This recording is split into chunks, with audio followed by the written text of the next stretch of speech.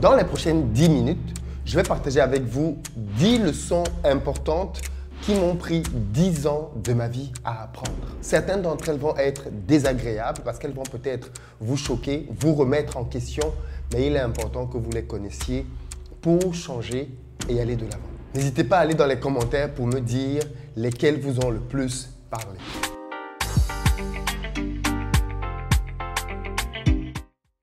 Salut à toi, bienvenue sur ma chaîne, moi c'est Philippe Simo. Ici je te parle de business parce que c'est grâce à ça qu'on va développer nos finances. Donc si tu es nouveau ici, abonne-toi pour ne rien manquer. Pour ceux d'entre vous qui êtes en Côte d'Ivoire, qui arrivez prochainement à Abidjan, si vous avez besoin d'un véhicule pour vous déplacer, contactez nos numéros qui s'affichent. On a ce qu'il vous faut, pick-up, SUV, berline, en fonction de votre budget.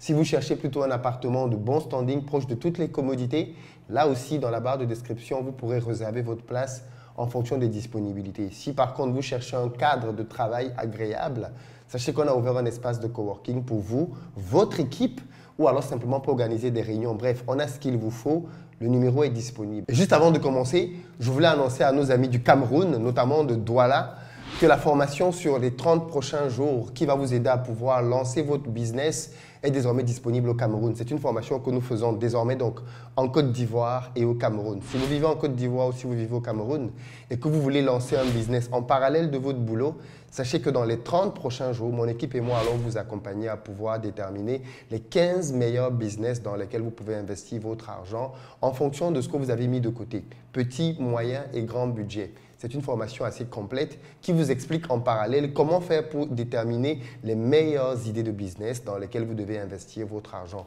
Ne la ratez donc absolument pas du tout parce qu'elle est vraiment à tarif abordable. Vous avez les numéros qui s'affichent pour le Cameroun et pour la Côte d'Ivoire. Comme annoncé précédemment, je vais donc à présent partager avec vous 10 leçons de vie que j'ai apprises pendant les 10 dernières années. Leçon numéro 1, il y a un temps pour tout dans la vie.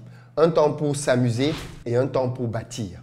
Et je pense que l'un des gros problèmes que je rencontre dans la vie, c'est beaucoup de gens qui ne savent pas quand se concentrer pour bâtir et qui continuent de s'amuser alors que ce n'est plus le moment de s'amuser. Quand vous avez par exemple 30 ans, je pense que votre vie devrait être focalisée autour de 3 choses. Je parle de vous, mais aussi des gens qui vous entourent. Vous devez être focalisé à gagner de l'argent. Il faut être clair là-dessus. Quand on arrive vers la trentaine, vous devez être focalisé là-dessus. Gagner un maximum d'argent pour pouvoir simplement projeter votre vie. Deuxième chose, quand on arrive à 30 ans, on devrait être focalisé sur le fait de bâtir sa famille. À 30 ans, on ne s'amuse plus. On a fini de courir à gauche, à droite et on veut se focaliser, on veut être stable, on veut bâtir quelque chose de durable. Ce n'est plus le moment de pouvoir vadrouiller pour pouvoir s'amuser. Ce n'est plus le temps. Et puis, troisième chose, quand on approche la trentaine, on devrait pouvoir être focalisé sur son corps. Parce qu'on a très bien compris que notre corps est notre meilleur atout pour pouvoir vivre longtemps. Et donc, on doit savoir comment on mange, comment on s'entraîne pour pouvoir garder un corps en bonne santé et puis bien évidemment, comment on se repose. Malheureusement, très peu de personnes se soucient réellement de ces éléments-là. Très peu de personnes sont focus sur leur corps, sur leurs relations, sur le couple ou la famille qu'ils veulent bâtir et encore moins sur l'argent. Deuxième leçon que j'ai apprise, il vaut mieux être seul que mal accompagné. Malheureusement, beaucoup trop de personnes sont embourbées dans des relations toxiques avec des personnes qui ne les aident pas à avancer. Le constat que j'ai fait, c'est que malheureusement, beaucoup de personnes n'ont pas compris comment on fait pour choisir un partenaire, qu'est-ce qui est important quand on veut se mettre avec quelqu'un. Et du coup, beaucoup de gens entrent dans des relations et pleurent quelques années plus tard. Je ne sais pas pour vous, mais je connais autour de moi beaucoup de personnes qui ont fait des enfants avec les mauvaises personnes, avec des parents irresponsables qui les ont laissés avec un enfant dans les bras. Et bien évidemment, après, on n'a que des yeux et des larmes pour pleurer. Le choix du partenaire est probablement le choix le plus important que vous allez faire de votre vie.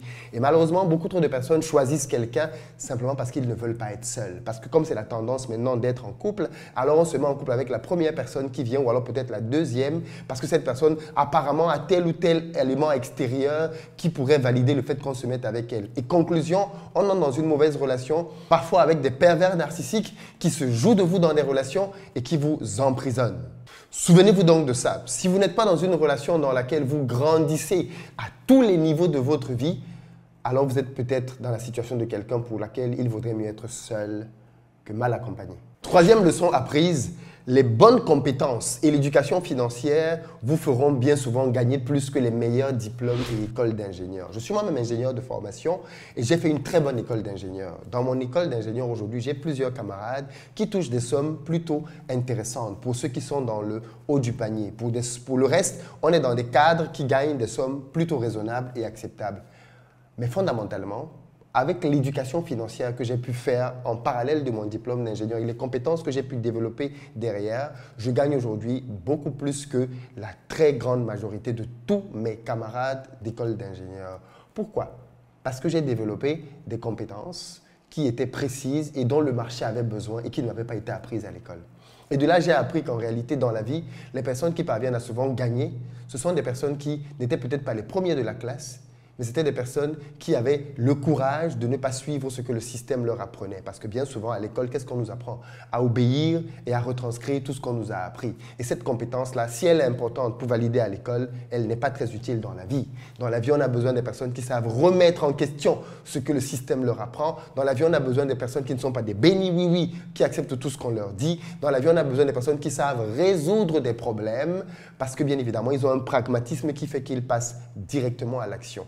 Et malheureusement, ces compétences-là n'étant pas apprises à l'école, la plupart du temps, quand les gens terminent avec des diplômes prestigieux, ils vont dans des boîtes pour développer ce qu'ils ont appris à l'école, mais bien souvent, ils ne savent pas gagner beaucoup d'argent. Et donc, si vous voulez gagner beaucoup d'argent, je ne dis pas que le diplôme est mauvais, je dis que vous devez savoir qu'il vous faut acquérir d'autres compétences. Quatrième leçon, le salaire peut être très dangereux si tu es quelqu'un de très ambitieux. En réalité, la plupart d'entre nous sommes entrés dans les entreprises avec l'idée d'y faire un certain temps, acquérir les compétences dont nous avions besoin et ensuite aller lancer nos projets. Mais ce que j'ai constaté, c'est qu'avec les années, beaucoup sont restés dans les entreprises et ont même fini par y faire des carrières. Où sont donc passés les rêves? Où sont donc passés les grands projets? Tout ceci a été annihilé grâce à un élément, le salaire. J'ai constaté que les personnes qui gagnaient des salaires les plus importants étaient les personnes qui étaient les moins promptes à prendre des risques. Oui, il faut se dire la vérité. Si vous gagnez un petit salaire, à la limite, on peut comprendre que vous soyez prompt à tout laisser pour essayer de lancer votre projet. Mais ceux qui gagnent les plus gros salaires, malheureusement, ces salaires deviennent une prison pour eux. Et grâce à ceci, donc, ils donnent toute leur énergie pour enrichir un boss et ne suivent plus leurs propres rêves. Attention, si vous êtes à l'aise dans le fait d'avoir une carrière en entreprise, il n'y a aucun problème, vous pouvez le faire. Mais si tel n'est pas le cas, donnez-vous une date limite à laquelle vous devrez sortir du salariat pour lancer votre propre business. Sinon, vous vous retrouverez là dans 10, 15, 20 ans sans avoir vu le temps passer à vous dire « finalement, c'est trop tard, je ne peux plus me lancer ». Cinquième leçon, le bon moment n'arrivera jamais. L'une des grosses erreurs que j'ai vu beaucoup de gens commettre dans la vie et par laquelle je suis moi-même passé, c'est d'attendre un bon moment. C'est d'attendre que les étoiles soient alignées pour qu'on puisse enfin se lancer. Je parle de ce projet que tu as dans ta tête et que tu postpones, que tu remets à plus tard depuis pas mal de mois, de semaines, voire même d'années, en te disant non, je le ferai quand ceci va se passer, quand cela va se passer. N'as-tu pas remarqué que les étoiles ne sont jamais toutes alignées? N'as-tu pas remarqué que quand une, deux, trois choses semblent aller dans le bon sens, il y a toujours une autre qui vient dans le mauvais sens? Mais parce que c'est normal en réalité. Dans la vie, les étoiles ne seront jamais toutes alignées. Il vient le moment où tu devras apprendre à sauter avec de l'incertitude. Les entrepreneurs, ce ne sont pas des gens qui savent avec certitude dès le départ qu'ils vont réussir. Pas du tout. On a l'habitude même de dire qu'un entrepreneur, c'est quelqu'un qui saute du toit d'un immeuble et qui construit son parachute pendant qu'il est en train de tomber. Pour te dire à quel point il y a dans la décision d'entreprendre une décision dans laquelle il y a du risque. Tu ne peux donc pas vouloir que tout soit parfait, qu'il n'y ait plus de risque, que tu maîtrises tout avant de te lancer. Je peux te garantir que si c'est ce que tu attends, tu attendras longtemps. Ça me rappelle nos oncles et tantes qu'on a en Europe depuis plus de 20-30 ans et qui depuis 20-30 ans disent qu'ils vont rentrer lancer leur projet en Afrique. Malheureusement, ils mourront et ce sont leurs cadavres qu'on va envoyer en Afrique. Ils ne rentreront pas lancer un projet. Parce que s'ils devaient rentrer, ils l'auraient fait il y a 20 ans. Sixième leçon, votre succès va chasser la médiocrité autour de vous. C'est un constat que beaucoup de personnes qui ont réussi peuvent faire et dont ils peuvent témoigner. Quand vous décidez de vous engager dans un chemin d'excellence, dans un chemin de travail, dans un chemin d'ambition, bien souvent les gens autour de vous vont partir. C'est quelque chose que j'ai constaté à plusieurs reprises dans mon propre parcours. Quand vous devenez quelqu'un de focus qui commence à travailler, vous n'avez pas besoin de dire aux gens de partir. Ils partent par eux-mêmes, simplement parce que l'énergie que vous commencez à dégager ne leur parle plus.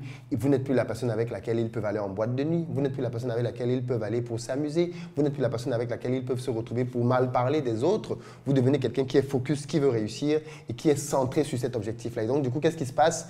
Vous n'êtes plus attractif.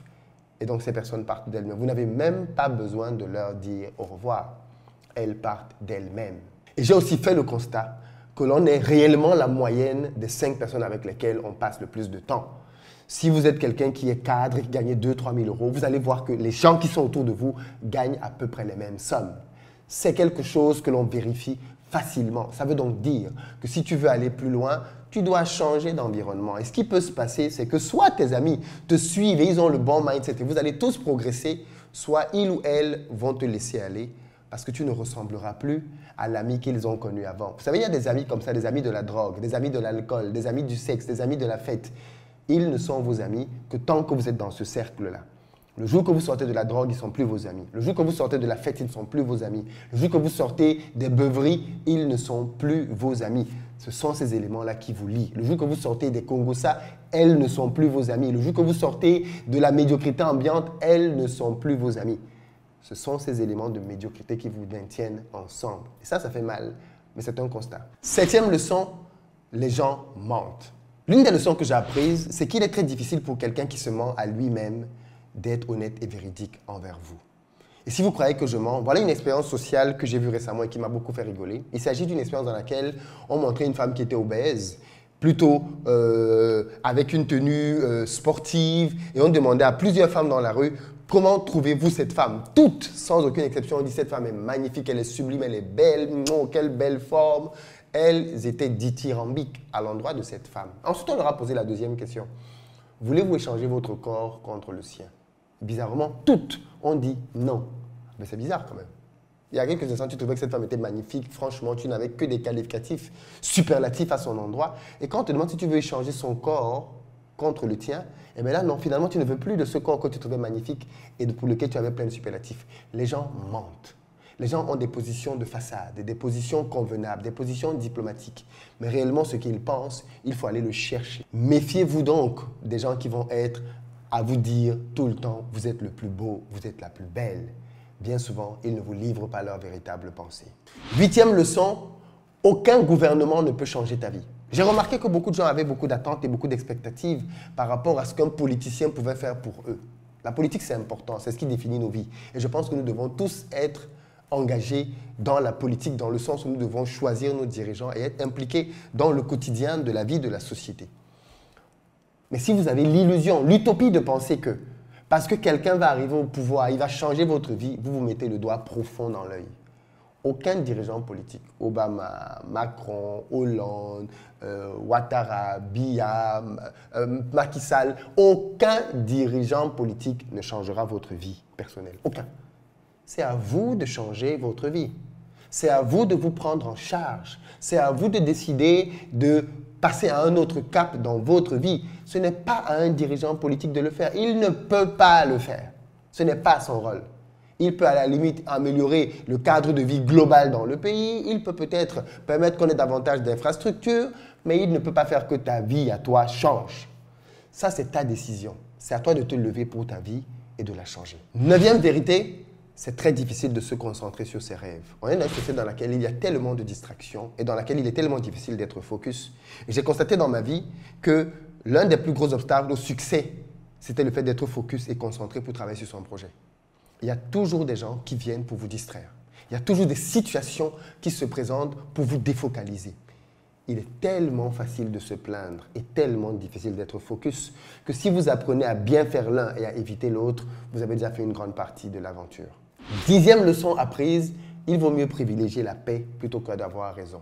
J'ai remarqué que dans la vie, les gens se battent beaucoup pour avoir raison. Mais ne savez-vous pas que ce n'est pas la finalité et ce n'est pas la chose la plus importante? Parfois, il est préférable d'avoir tort ou même d'accepter d'avoir tort pour avoir la paix. La paix est toujours préférable au fait d'avoir raison. On ne bâtit rien en ayant raison, on bâtit tout grâce à la paix. Voilà 10 leçons apprises en 10 ans que je vous ai partagées en quelques minutes. Dites-moi lesquelles vous ont le plus parlé, qu'est-ce que vous en avez pensé dans les commentaires. J'ai hâte de vous lire. Peace.